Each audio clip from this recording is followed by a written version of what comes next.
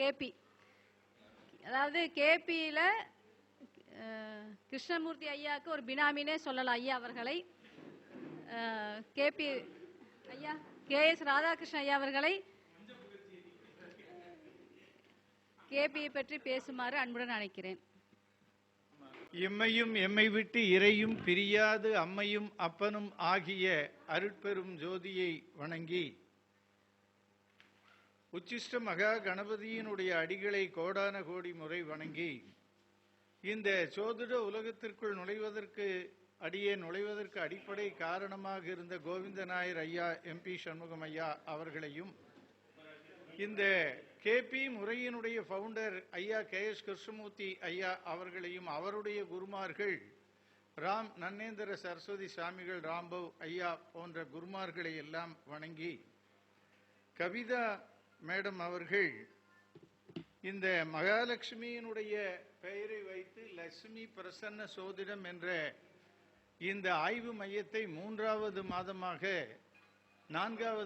மாதமாக சிறப்புற நடத்தி கொண்டிருக்கிறார்கள். இந்த சோதிட மையம் நீண்டு நெடிது புகழ்பெற்று இறை அருளின் மூலமாக, பஞ்சபூதங்களும் கோளின் அருளின் மூலமாக மிகச்சிறந்த இடத்தை பிடிக்க வேண்டும் என்று இறை அருளை வேண்டி விண்ணப்பித்து, மேடையிலே வீற்றிருக்கின்ற பெரியவர் ஐயா அவர்களையும் வேதாவையும் வணங்கி, இங்கு பார்வையாளர்களாக இருக்கின்ற சத்திமங்கலத்து பெரியவர், சத்திமுற்று புலவர், புகழ்ந்து பாடிய ஊரை சேர்ந்தவர் நாராய் செங்கல் நாராய் என்று அந்த ஊரை சத்திமுற்று புலவர் அவர்கள் மிக அருமையாக பாடியிருக்கிறார்கள். அப்படிப்பட்ட ஊரிலிருந்து வந்து இந்த நிகழ்வில் கலந்து கொண்டு இந்த நிகழ்வை உலகெல்லாம் எடுத்து சொல்லுகின்ற நமது கரூர் அகத்தியனுடைய ரவீஷ் ஜெயக்குமார், பாலகிருஷ்ணன் மற்றும் கன்னியப்பன், நமது ஐயா பேர் எனக்கு தெரியாது, நாகராஜன்,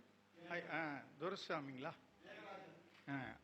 ஆகியோர்களையும் வணங்கி, இன்று சோதிட ஆய்வுக்கென்றே இறைவனால் அளிக்கப்பட்ட ஒரு மிக அற்புதமான ஜாதகத்தை உங்களுக்கு இந்த பலகையில் போட்டு காட்டுவதில் பெரும் மகிழ்ச்சியோடு இந்த ஆய்வை நாம் மேற்கொள்ளலாம். கிருஷ்ணமூர்த்தி பத்ததி எப்படியெல்லாம் இந்த ஸ்டெல்லார் அஸ்ட்ராலஜி உயர்தர நட்சத்திர சோதிடத்தில் பலன்களை எப்படியெல்லாம் தருகிறது என்கின்ற அற்புதத்தை நாம் இந்த சார சோதிடத்தின் உதவி கொண்டும் நட்சத்திரங்கள் உபநட்சத்திரங்களின் மூலமாக நாம் தெரிந்து கொள்ளலாம். பாருங்கள், இந்த ஜாதகம் கல்வியும் தொழிலும் எப்படி இந்த மனிதனுடைய வாழ்வில் கோள்களினுடைய சஞ்சாரத்தினுடைய அற்புதங்களை 8/8/2003 4:05 மாலையில் உடுமலைப்பேட்டையில் பிறந்த இந்த ஜாதகம் தனுசு லக்னத்திலே லக்னமானது பூராட நட்சத்திரத்திலும் இந்த தனுசு ராசியிலேயே சந்திரன் மூல நட்சத்திரத்திலுமாக இருக்கிறது. இந்த மனிதன் வெள்ளிக்கிழமை பிறந்திருக்கிறார். ஆக ரூலிங் பார்த்தீங்கன்னா 2 குரு வருது, பின்பு கேது சுக்கிரன் என்று ரூலிங் பிளானட் வருது. இந்த ஜாதகம் 13 பாகை 22 கலையிலே லக்னம் நிற்கிற போது பிறந்திருக்குது. சந்திரனுடைய பாகை புதன், சந்திரன் கேதுவனுடைய மூலத்தில் நின்று கொண்டு இருக்கிறது. கிருஷ்ணமூர்த்தி பத்ததி என்பது ரூலிங் பிளானட் மூலமாக வானத்தில் இயங்குகின்ற இயக்கத்தோடு நமது கையில் இருக்கின்ற ஜாதகமும் பொருந்தி செல்ல வேண்டும் என்பதுதான். அஸ்வினி நட்சத்திரத்தில் இன்று சந்திரன் சென்று கொண்டிருக்கின்ற வேளையில் இந்த மனிதன் மூலம் நட்சத்திரத்தில் சந்திரன் சென்று கொண்டிருக்கின்ற காலத்தில் பிறந்திருக்கிறார்கள் என்று அந்த நட்சத்திர குரூப்ஸ் நமக்கு இன்டர் ரிலேட் பண்ணது. இப்போ நாம் கல்வி போகிற பொழுது 4, 9, 11 ஆகிய உபநட்சத்திரங்களையும் அந்த உபநட்சத்திரங்கள் நின்ற நட்சத்திரங்களையும் இணைத்து கல்வியை கேபி முறையிலே தெரிந்து கொள்ளலாம். அது என்ன 4வது உபநட்சத்திரம், 9வது உபநட்சத்திரம், 11வது உபநட்சத்திரம்ங்கிறது வேற ஒன்றும் இல்லை. 4ஆம் பாவத்தினுடைய ஆரம்ப முனை 19 டிகிரி 42 கலை. அந்த 1942 என்பது ரேவதி நட்சத்திரத்திலே 4ஆம் பாவகம் இந்த மனிதன் பிறக்கின்ற பொழுது சென்று கொண்டிருக்கு. அதற்கு என்ன அர்த்தம்? சூரிய சுழற்சியும் பூமி சுழற்சியும் ஒன்றை ஒன்று நேருக்கு எதிரடையாக சுழன்று கொண்டு இருக்கின்ற பொழுது பூமி தற்சுழற்சியிலே எந்த ராசி மண்டலத்தை நோக்கி பயணம் செய்கிறதோ அந்த ராசி மண்டலத்தை நாம் லக்னம் என்று எடுத்துக்கொள்கிறோம். அப்படி பூமி சுழற்சியில் தற்சுழற்சியிலே பூமியினுடைய சுழற்சியின் பொழுது 12 ராசிகளினுடைய தொடர்பு பூமியோடு எப்படி இருக்கிறது என்பதுதான் விஞ்ஞான ரீதியான விளக்கம். 4வது பாவகம் இந்த கல்விக்குரிய ரேவதி நட்சத்திரத்தில் 7, 10க்குண்டான நட்சத்திரத்தில் சென்று கொண்டிருக்கின்ற பொழுது இந்த மனிதன் பிறந்திருக்கிறான். அந்த நட்சத்திரத்தை விம்சோத்திரி திசையினுடைய அடிப்படையிலே 9 பகுதிகளாக கேபி முறையில் பிரிக்கப்படுகின்ற பொழுது 6, 11க்கு உண்டான சுக்கிரனுடைய நட்சத்திரத்தில் உபநட்சத்திரம் இருக்கின்ற பொழுது இந்த மனிதன் சென்று கொண்டிருக்கிறார். வேதா 6, 11 வரும் பொழுது அந்த மனிதன் சிறப்பாக வாழ்க்கையில் படிச்சிருவானுங்களா? 6, 11ங்கிற மிகச்சிறந்த வெற்றிக்கு உண்டான 12 பாவங்களிலேயே வெற்றி கொண்ட அந்த 6ஆம் இடத்தினுடைய ரணரோக சத்திரம் கொஞ்ச நேரம் மறந்துட்டு 6க்கு என்ன வார்த்தை சொல்றாருன்னா சக்சஸ் த்ரூ காம்படிஷன். இப்போ ஐஏஎஸ் எழுதுறான், ஐபிஎஸ் எழுதுறான், அது அவன் என்ன படிச்சுக்கிறானோ அதுக்குண்டான சப்ஜெக்ட் எடுத்து படிக்கணுமே ஒழிய இதுதான் சிலபஸ்ங்கிற ஒரு லெவல் கிடையாது. அப்படி பண்ணக்கூடிய போட்டி கல்வி தான் 6. போட்டி விளையாட்டு எல்லாமே போட்டிகள் அப்படின்னு சொல்ற. இதுல வெற்றி பெறக்கூடிய இடம் தான் 11. இந்த ரெண்டுமே 4வது உபநட்சத்திரமா வந்துருது. இது பாருங்க, இந்த உபநட்சத்திரம் கேபியில எந்த நட்சத்திரத்தில் நிக்குதுன்னு பாருங்க, பலனை சொல்லி போடலாம். சுக்கிரன் இந்த மனிதன் பிறக்கின்ற பொழுது 8வது பாவகத்தில் கடகத்தில் ஆயில்யம் நட்சத்திரத்தில் நின்று கொண்டிருக்கிறது. 8ல் நின்று ஆயில்யத்தில் போகுது. ஆயில்யம்ங்கிற புதனுடைய நட்சத்திரம் எதுக்கு காரகம்? கல்விக்கு காரகனுடைய வேலையை 6க்கும் 11 8ல் நின்றுட்டு செய்யறான்ங்கிறது சொல்றதுக்கு தான் இது எடுத்துட்டு வந்திருக்கேன். அதுதான் 8ல் நின்றுட்டு வெற்றியை தர்றான்.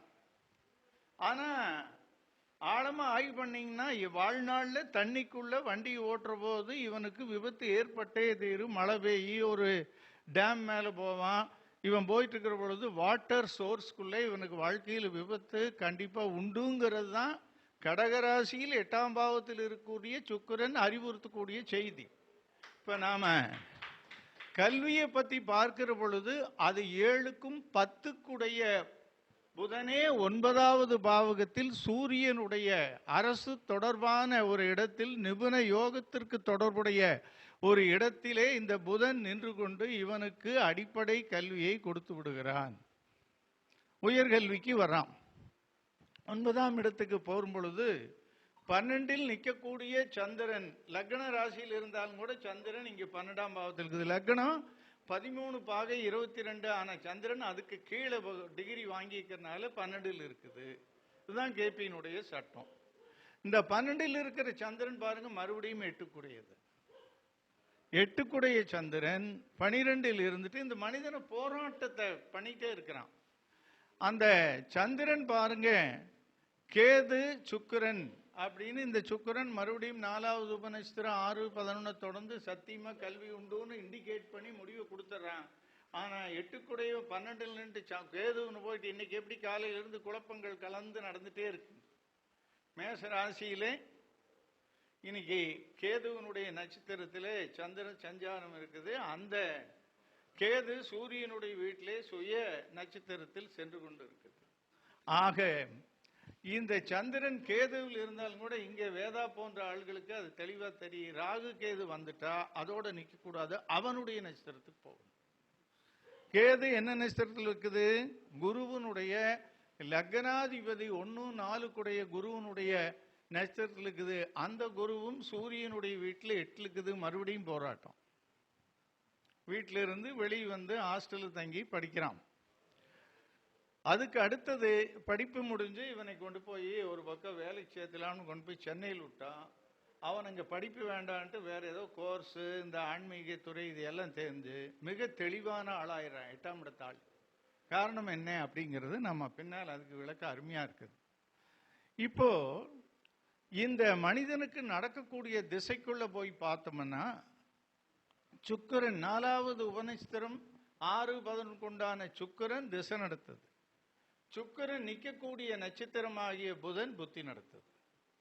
ஒரு விஷயம் தெளிவா சொல்றேன், இது வந்து கேபி படிச்சவங்களுக்கு ஆழமா தெரியும். ஒரு கோள் எந்த நட்சத்திரத்தில் இருக்குதோ அந்த நட்சத்திரம் எங்க போய் நிற்குதோ அதனோட வேலையை தான் அந்த திசை 20 ஆண்டு காலம் இந்த சுக்கிரன் செய்யும். ஆனா சுக்கிரன் புதன்ல போய் புதனே புத்தி நடத்துற போது அந்த காலம் வலிமை வாய்ந்தது. அதான் நாம் இங்க எடுத்துக்க வேண்டியது. அந்த 20 ஆண்டு காலத்தில் மிச்சம் இருக்கிற 8 புத்திகளை விட புதனுடைய புத்தி வலிமை வாய்ந்தது. ஏன்? புதன் நட்சத்திரத்திலேயே சுக்கிரன் போறான், அவனே புத்தி நடத்துறான். அப்போ இந்த புதன் பாருங்க, இவனுக்கு 9ஆம் இடத்தில் இருக்கிறான் இல்லைங்களா? இப்ப நான் என்ன பண்றேன், இந்த சுக்கிரன் புதன் கேதுல இருக்கிறான். கேது சூப்பர் சூப்பர் சூப்பரா 11ல் இருந்துட்டு வெற்றி வாகைய 11ஆம் வீட்டுக்கு உண்டான துலாம் ராசிக்கு உண்டான சுக்கிரனுக்கு பதிலா இந்த கேது திசாநாதனுடைய உபநட்சத்திரம் தான் முடிவு செய்யும். இந்த 20 ஆண்டு காலில் இவனுக்கு வாழ்க்கையில வெற்றிகள் உண்டு, இறை அருள் உண்டு, சித்தர்களுடைய அருள், இது எல்லாமே இந்த மனிதனுக்கு கிடைக்குது. காரணம் 11ல் இருக்குது. அந்த இருக்கிற வீடு வந்து செவ்வாய் வீடா போனதுனால நாம இன்னும் கொஞ்சம் அதை எக்ஸ்டெண்ட் பண்ணலாம் அழகா. கன்னியப்பன் தான் இப்ப விடுவிக்க போறாரு. செவ்வாய் வீட்டில் இருக்கிறதுக்கு நாம எந்த கடவுளை அவனுக்கு ரிலேட் பண்ணலாம்? சரி, அது கடல் ராசியில் இருக்கும்போது அந்த முருகனை 6ஆ பிரிச்சு எதுக்குள்ள ரிலேட் பண்ணலாம்? இவனை திருச்செந்தூருக்கு போய் விழுடா உனக்கு எல்லாம் செய்வாருன்னு இருக்கிறேன். இது எல்லாமே நாம் அந்த பஞ்சபூதங்களோட ரிலேட் பண்ண அருமையா. இந்த மனிதனுக்கு வாழ்க்கையில் அடுத்து நடந்த அற்புதம் பாருங்க.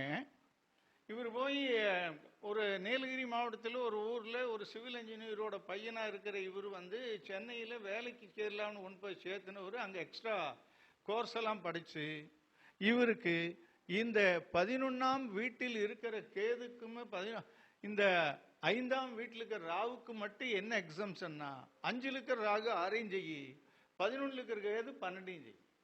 இது ஒரு கேபியில் அது ராகு கேது தனியா ஒரு கோர்ஸ் படிக்கணும். ராகு கேதுக்குன்னு ஒரு கோர்ஸ் வச்சிருக்கிறாங்க. It does not only 5 but also 6. இது இட் டஸ் வந்து not only 7th also 12th. இப்போ இந்த கேது 12th பண்ணி 11ல் இருக்கிறதுனால இவருக்கு நட்பு ரீதியிலே ஒரு நட்பு கிடைச்சு இத்தாலி நாட்டில் எம்எஸ் படிக்கிறதுக்கு செலக்ஷன் ஆகிக்கிறான். 11ஆம் இடத்துல இருக்கிற கேது தான் அந்த வேலையை செய்யுது. அந்த அற்புதத்தை கேது தான் இந்த திசாநாதனுடைய முடிவை கொடுக்கக்கூடிய வேலையை இப்ப நமக்கு செய்து. கேது வேற லக்னாதிபதி குருவனுடைய ஸ்டார்லையும் ராகு சப்புல போகுது. ராகுதான் வெளிநாட்டுக்கோள். ஒருத்தன் ஊருட்டு துரத்தோணுமா நாடு கடத்துதல்னு பேரு பழைய ஜோசியத்தில் நம்ம இந்தியன் அஸ்ட்ராலஜியிலே. நாம் இன்னைக்கு வந்து வெளிநாட்டுக்கு போய் கோடிக்கணக்கில் சம்பாதிக்கிறான்னு அது மாற்றப்பட்டு செய்திகள் ரொம்ப ஃபேவரா வருது. அந்த 6ஆம் இடத்துக்கு வேலைக்கு போறதுக்கான ஒரு தள்ளுதலை அந்த ராகுனுடைய சப்பு கேது மூலமா நடக்குது. இப்ப நான் வந்து புத்திநாதன் திசாநாதன் சுக்கிரன் தான் நின்ற சாரநாதம் நின்ற உபநிஷத்தின் மூலமாக வெளிநாட்டு செல்வதற்கு கடலை கடப்பதற்கு பெரிதும் பயன்படுகிறது. இப்பொழுது புத்திநாதன் போறபோது தாங்க இது மாதிரி ஒரு ஜாதகத்தை நான் பார்க்கறது கடினம். புத்திநாதன் புதன் எங்க இருக்கான்னு பாருங்க. 9வது ராசியில 9வது பாவகத்தில் இருக்கிறான். 7க்கும் 10க்கு உடையது. 7ல சனி, 10க்கு உண்டான இடம் வந்து வேக்கண்ட் ஆகுது. அப்ப இவனுக்கு திருமணம் நடக்கணும்னா சனியினுடைய பூசம் மனுஷம் நட்சத்திரங்கள் திருமண வயது காலத்தில் நடக்கணும். அப்ப சனியும் குருவும் சூரியனும் சனியை தொட்டாத்தான் திருமணம் நடக்கு. இதெல்லாம் டிரான்ஸ்ல அந்த டேட்டை பிடிக்கிறதுக்கு உண்டான காலங்கள். 7ல் சனி இருக்கிறனால புதன் 10 தான் செய்வான். புதன் 9 இருக்குது, 9 செய்வானா 10 செய்வானா? புதன் 9 இருக்குது, 9 செய்யுமா 10 செய்யும்? 10ஆம் இடம் வேக்கண்ட். ஏன் இல்ல புதன் 9ல் இருக்குது, 10 கூடையவன் 9ல் இருக்கு. இதுக்கு அவருக்கு ஒரு கைதட்டல் கொடுக்கலாம். என்ன செய்தி அப்படின்னா, ஒரு கோள் தான் நின்ற நட்சத்திரத்தை விட முதல்ல தான் இருக்கிற வீடு முக்கியம். அந்த புதன் 10 கூடையவனாக இருக்கிறனாலும் 9ல் இருக்கிறதுனால 9க்குண்டான புதனுக்குண்டான கல்வி தொடர்பான வெளிநாட்டுக்கு பயணம் செய்கிறான். 2 செய்தியும் ஒன்னா வருது. 9ஆம் இடம் தான் உயர்கல்வி, 9ஆம் இடம் தான் வெளிநாட்டு பயணத்தினுடைய நுழைவாயில், கேட்வே ஆஃப் இந்தியா. இந்த 2ஐயும் புதன் செய்கிறான். இந்த திசாநாதன் சுக்கிரன் புதனுடைய ஸ்டார்ல இருந்து புதன் புத்தி வார வரைக்கும் இவனை கம்முன்னு இருக்க வச்சுக்கிறான். அதுதான் நாம இப்ப பார்க்க வேண்டிய ஒரு பெரிய பாயிண்ட்.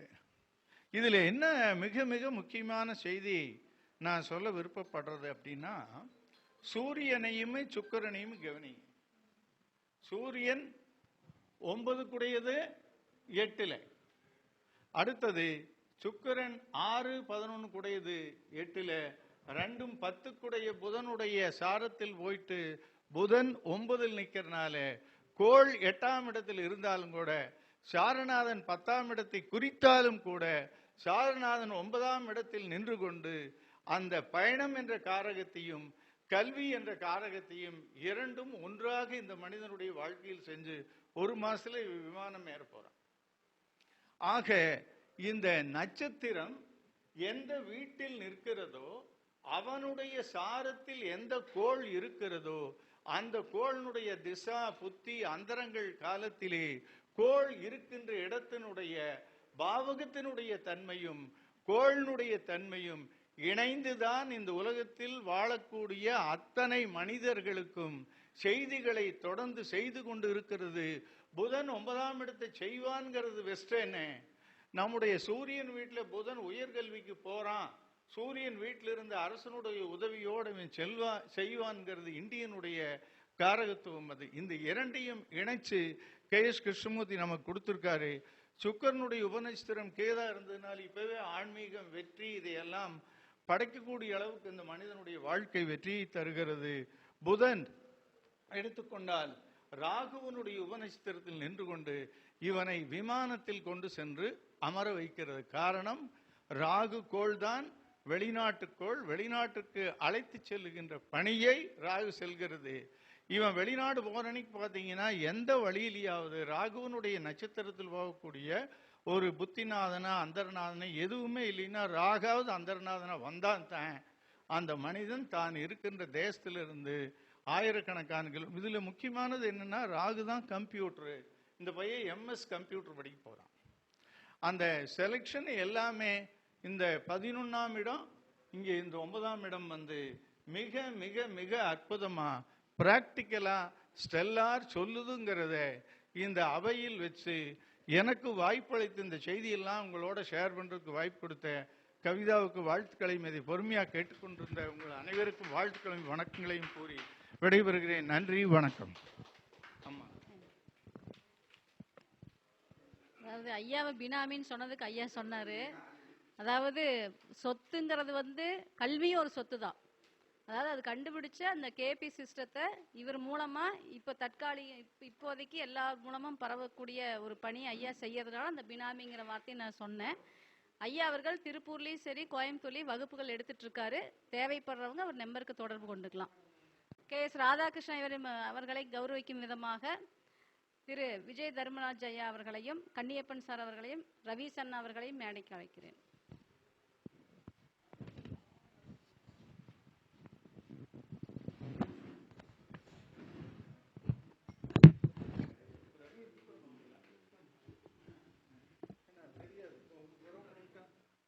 போய் ரவி, அதனால